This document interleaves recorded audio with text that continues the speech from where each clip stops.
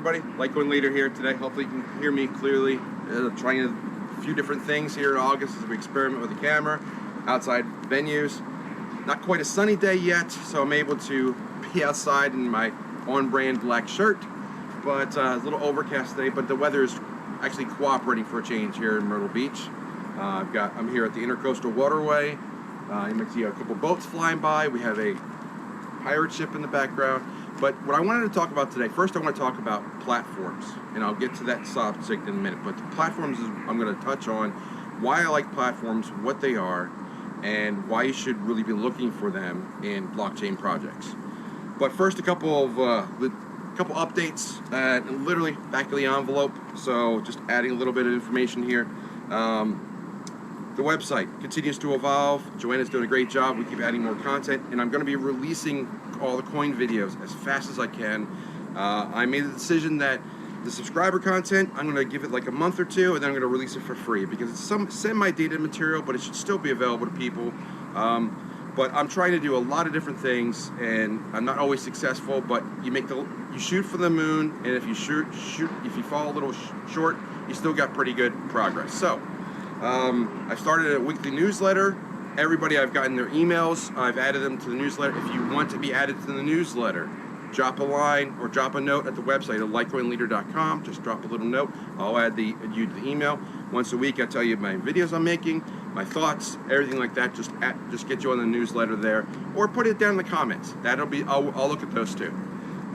So we got the newsletter, we got the site, we have the coin videos.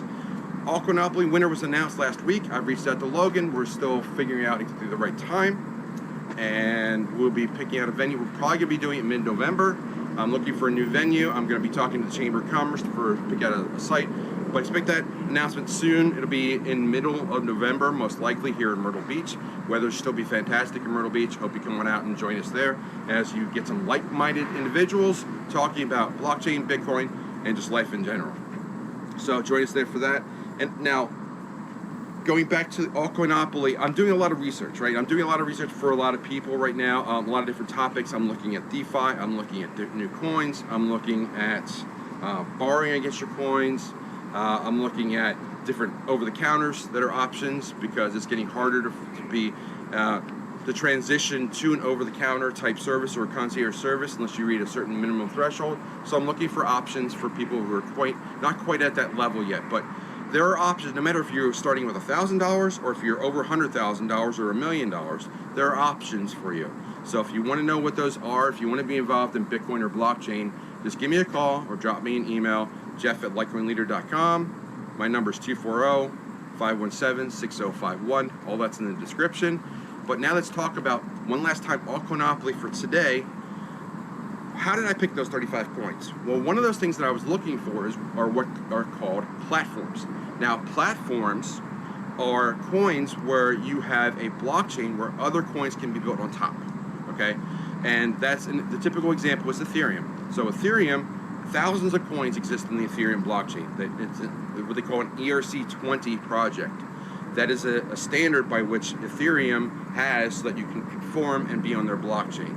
So a lot of projects start rather than building their own blockchain, they just hop on an existing blockchain. Rather than doing all that work, they just say, we'll just adopt to that standard, put our coin on there, and we'll exist for a while, and maybe we'll migrate over to our own blockchain, such as what Theta did, but not everybody's going to do that. Some will stay on the Ethereum blockchain. Now, there's pluses and minuses to it. There's the positives, like you don't have to build it. It's already built. The negatives are you have to deal with whatever that blockchain is telling you. So if Ethereum fees are high, then you have to live with that. If it's tough to work with that blockchain, you're going to have to live with it because that's the platform you chose to be on. So you're subject to that platform. But the reason I like to look at platforms is because there are thousands and thousands of coins now. There's over 11,000 coins last I checked. It's probably getting close to 12 now because there's so many platforms they're adding more and more coins. When I started this channel back in April, we had less than 9,000 coins. So we've added over 2,000 coins in that time space. That's like a 25% growth rate, and it continues to accelerate. Hello, boats. Oh, it's a jet ski. There we go. So the reason we're moving at such an accelerated speed is because now we're having more and more ecosystems, such as Cardano has an ecosystem, Theta is an ecosystem, Zill, Atom, all those coins are platforms because you can have a project build on that platform. Okay, so if I start a project, let's say, let me think of one. So Chainlink lives in the Ethereum blockchain. So you could choose to invest in Chainlink, which is a very strong project, but you're investing as part of that investment. And this is not financial advice. I have to say that, not financial advice. But if you choose to buy Chainlink, you're also buying Ethereum as part of it because it's part of the structure of Chainlink. Now, if there are projects that you want, like if you find an ecosystem like Polkadot, which is really hot right now, if you want to be involved in Polkadot, you could pick Polkastarter. You could pick certain projects that are on like Superfarm, that are Superfarm's on Ethereum.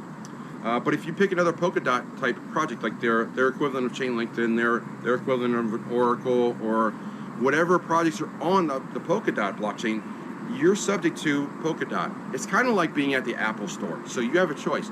You could try to figure out what's going to be the hottest app in the Apple Store, or you could buy the whole Apple Store. So the equivalent is you could buy Chainlink and think that that's going to be the hottest app on Ethereum, or you could buy the whole Ethereum blockchain. You could own Ethereum, and then you have exposure to everything that's on that blockchain.